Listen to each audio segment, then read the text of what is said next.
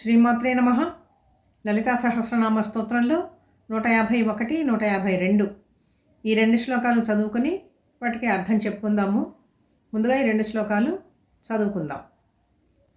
సత్యజ్ఞానానందరూప సామరస్య పరాయణ కపర్తిని కళామాల కామధుకామరూపిణి కళానిధి కావ్యకళా రసజ్ఞ రససేమధి పుష్టా పురాతన పూజ్య పుష్కర పుష్కరే క్షణ.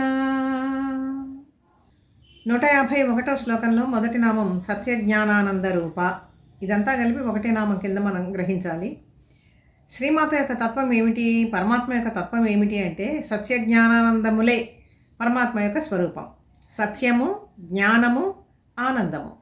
సత్యం అంటే ఏంటి? ఈ మూడింటి యొక్క లక్షణాలు ఏమిటి అంటే త్రికాలాబాధితమైనటువంటిది. అంటే భూత భవిష్యత్ వర్తమాన కాలాల్లో ఏమాత్రము కూడా మార్పు చెందనటువంటి శాశ్వతమైనటువంటి తత్వాలు ఇవి. ఇది సత్యస్వరూపం.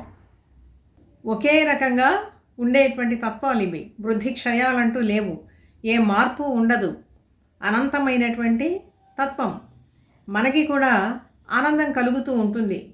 ఏదో చిన్న చిన్న కోరికలు తీర్చుకుంటూ ఉంటే అప్పుడప్పుడు క్షణికమైనటువంటి ఆనందం కలుగుతూ ఉంటుంది. కానీ ఆనందం శాశ్వతం కాదు.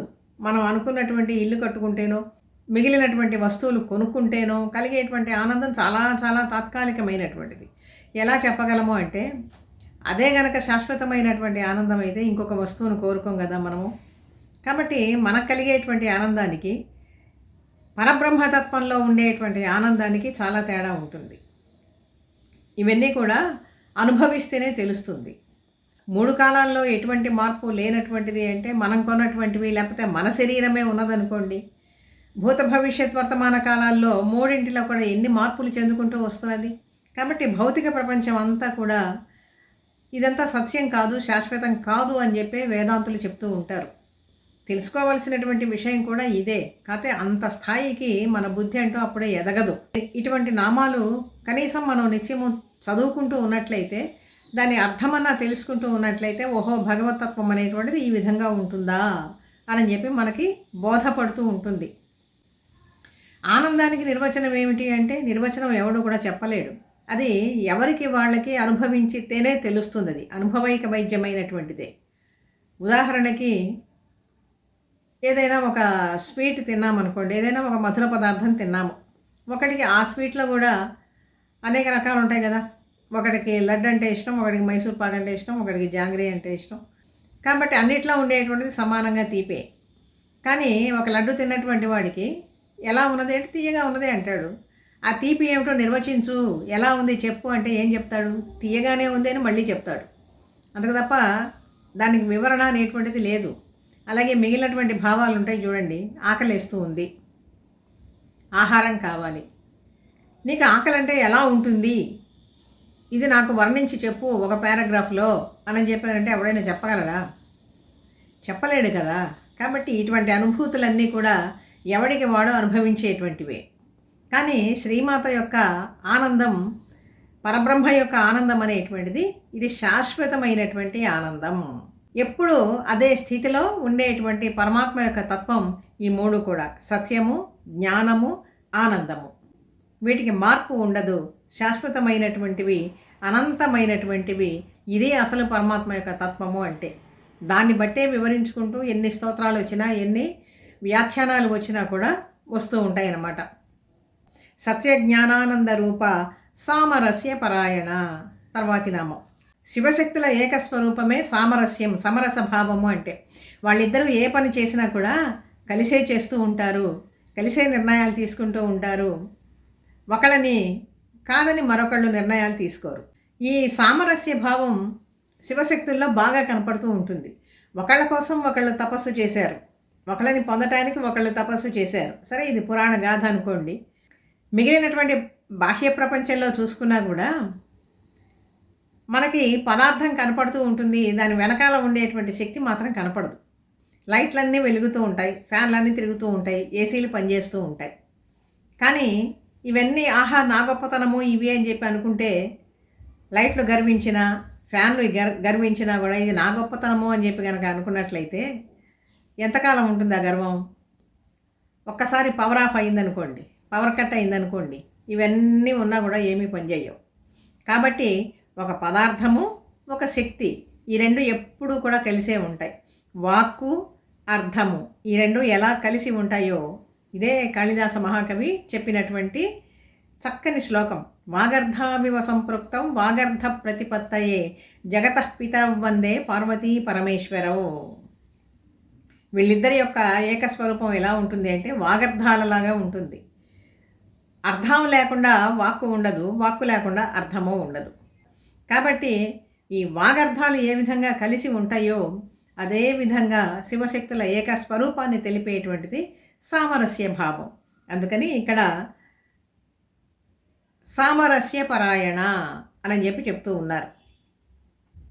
సత్యజ్ఞానానంద రూప సామరస్య పరాయణ కపర్దిని కళామాల. తర్వాతి నామం కపర్దిని. ఈశ్వరుడికి కపర్ది అని చెప్పి పేరు. కపర్ది అంటే చాలా పెద్ద జటాజూటం కలిగినటువంటి వాడు. అంత ఉద్ధృతంగా ప్రవహించేటువంటి గంగ ఆకాశం నుంచి పడుతూ ఉంటే ఆ గంగాదేవి ఆ ఈశ్వరుడు జటాజూటం ఏమాగుతుంది అని చెప్పి కాస్త కొంచెం గర్వంగా చూసింది. ఓహో అని చెప్పి కనుక్కున్నాడు వెంటనే ఈశ్వరుడు.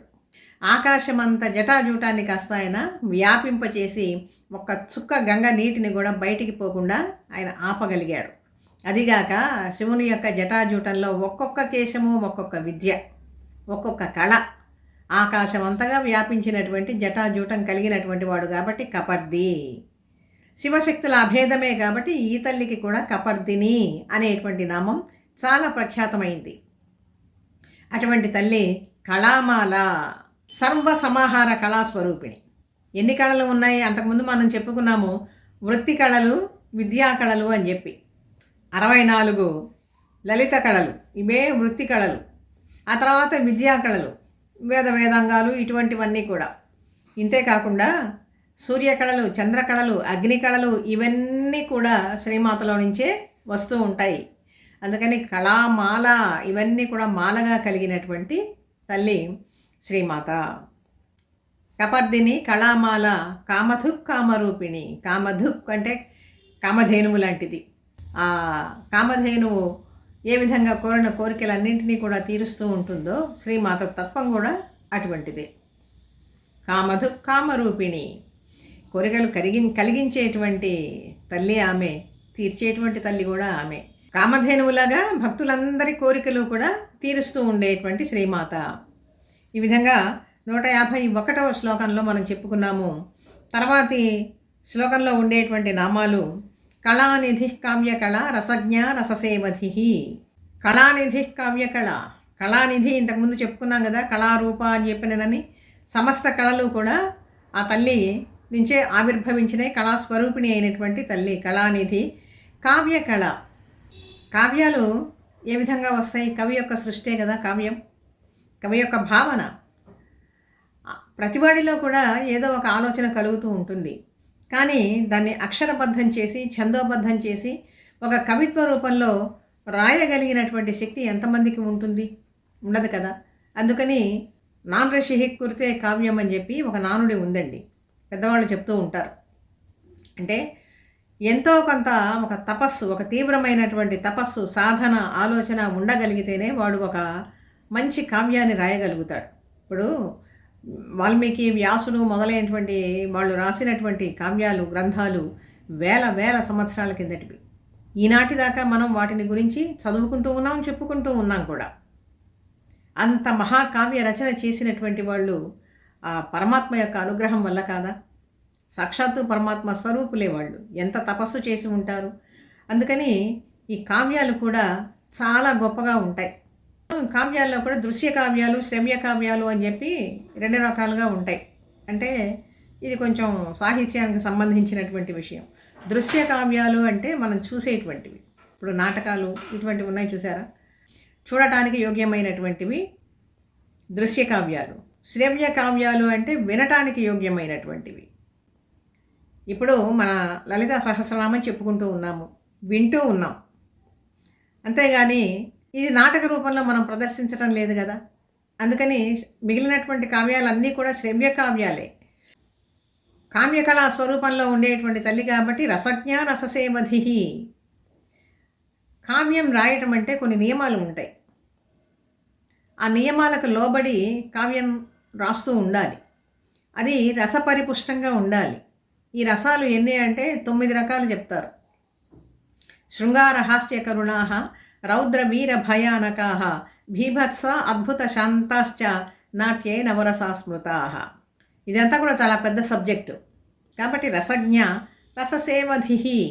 సేవధి అన్నా కూడా అదే అర్థం, నిధి. తల్లి రసజ్ఞురాలు. కావ్యకళా స్వరూపంలో ఉండి కావ్య కళలు ఎన్ని ఉన్నాయో అన్నీ కూడా కావ్య స్వరూపంలో ఉన్నటువంటి శ్రీమాత. ఆ కావ్య స్వరూపంలో ప్రధానంగా ఉండేటువంటి రస పరిపోషణకి కూడా ఉపయుక్తమైనటువంటి తల్లి. సారహీనంగా ఉంటే, రసము అంటే సారం, ఆ సారహీనంగా ఉంటే ఎవడు చూస్తాడు, ఎవడు చదువుతాడు గనక? ఎవడు చదవడు, ఎవడు చూడడు. కాబట్టి ప్రపంచంలో ఉండేటువంటి సారం అంతా కూడా శ్రీమాత యొక్క సారస్వరూపమైనటువంటిదే అని ఇక్కడ మనం అర్థం చేసుకుంటే చాలు. రసజ్ఞ రససేవధి. ఇటువంటి తల్లి పుష్ట పురాతన పూజ్య. ఇవన్నీ కూడా పుష్టులు, పుష్టి స్వరూపాలన్నమాట. ఎంత పరిపుష్టంగా ఉన్నది, సర్వకళా సమాహార స్వరూపిణిగా ఉన్నది, కావ్యకళలతో ఉన్నది, వృత్తి కళలతో ఉన్నది, అందరినీ పోషించేటువంటి శక్తి ఉన్నది. పుష్ట అన్నా కూడా పోషించేటువంటి శక్తి, పోషణ శక్తి. సమస్త ప్రాణులన్నీ కూడా ఆహారాన్ని ఏదో ఒక విధంగా సంపాదించుకుంటూనే ఉన్నాయి కదా. ఇన్ని ప్రాణులని కూడా ఆహారాన్ని ఇచ్చి పోషించేటువంటి శక్తి కలిగినటువంటి తల్లి పుష్ట. తాను పుష్టిగా ఉండి, సర్వపుష్ట స్వరూపిణి అయి ఉండి, తాను పుష్టిగా ఉండి ఇతరులకి కూడా ఆ పోషణ భారాన్ని వహించి ఆ ప్రాణులందరికీ కూడా ఆహారాన్ని అందించేటువంటి శ్రీమాత. భూమి రూపంలో, వర్ష రూపంలో, వాయు రూపంలో, ఆకాశ రూపంలో, ఇదంతా కూడా ఒక సామరస్య భావంతోనే ఇవన్నీ కూడా నడుస్తూ ఉంటాయి. పుష్ట పురాతన. ఇప్పుడు నిన్న మొన్న ఉద్భవించినటువంటి శ్రీమాత. పరమాత్మ అనేటువంటి వాడు ఎప్పటివాడు? ఎప్పుడో పురాతనుడు. పుష్ట పురాతన పూజ్య. అందుకని ఈ తల్లి పూజ్యురాలు. బ్రహ్మాది దేవతలందరి చేత కూడా పూజింపబడుతూ ఉండేటువంటి శ్రీమాత. పుష్ట పురాతన పూజ్య పుష్కర పుష్కరేక్షణ. పుష్కర అన్నా కూడా ఇక్కడ పద్మము, తీర్థములు, పవిత్ర తీర్థ స్వరూపాల్లో ఉండేటువంటి శ్రీమాత కూడా. పుష్కరము అంటే మనకు బాగా తెలిసినటువంటి పదమే. ప్రతి నదికి కూడా 12 సంవత్సరాలకు ఒకసారి పవిత్ర నదులన్నింటికీ కూడా పుష్కరాలు వస్తాయి అని చెప్పి మనకు తెలుసు. అంటే ఆ పుష్కర రూపంలో, తీర్థ రూపంలో ఉండి కూడా ప్రజల యొక్క పాపాలని, దోషాలని కూడా నివారించేటువంటి శ్రీమాత. పుష్కర పుష్కరేక్షణ. అటువంటి చల్లని తల్లి పుష్కరేక్షణ, చల్లని చూపులతో పద్మనేత్రయై అందరినీ కూడా అనుగ్రహించి కాపాడేటువంటి, రక్షించేటువంటి శ్రీమాత. ఈ విధంగా ఈ 2 శ్లోకాల్లో ఉండేటువంటి అర్థం తెలుసుకున్నాము. ఒకసారి మళ్ళీ ఈ 2 శ్లోకాలని మనం పఠనం చేసుకుందాము. సత్యజ్ఞానానందరూప సామరస్య పరాయణ కపర్దిని కళామాల కామధుక్కామరూపిణి కళానిధి కావ్యకళా రసజ్ఞానససేవధి పుష్టా పురాతన పూజ్య పుష్కర పుష్కరేక్షణ.